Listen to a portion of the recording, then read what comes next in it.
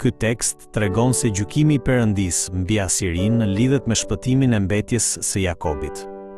Siç tregon edhe shprehja mbetja, shpëtimi nuk u jepet automatikisht të gjithëve. Mbetja janë ata që mbështeten me besnikëri vetëm te Perëndia.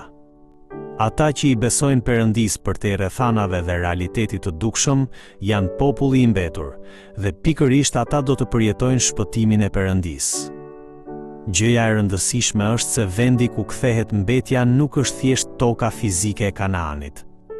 Vendi ku ata kthehen është Perëndia i fuqishëm.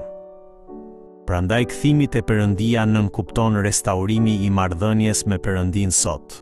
Me fjalë të tjera, mbetja janë ata që pendohen, kthehen te Perëndia dhe rivendosin marrëdhënien e drejtë me të.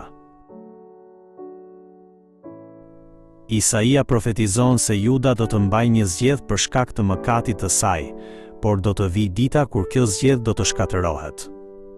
Kjo është një premtim se gjykimi nuk është fundi, por se do të vijë dita e çlirimit dhe rimëkëmbjes.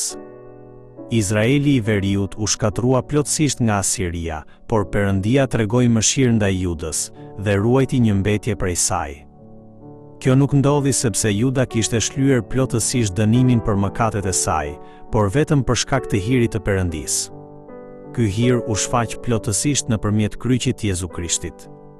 Sepse Jezusi mori mbi vete mëkatet tona në kryq dhe theu zgjedhjen e mëkatit.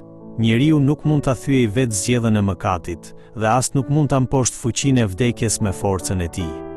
Vetëm kryqi dhe ringjallja e Jezu Krishtit mund ta mposhtin mëkatin dhe vdekjen dhe të sjellin lirinë e vërtetë. Prandaj Jezusi thotë: "Ejani tek unë, o ju të gjithë të munduar dhe të rënduar, dhe unë do t'ju jap çlodhje."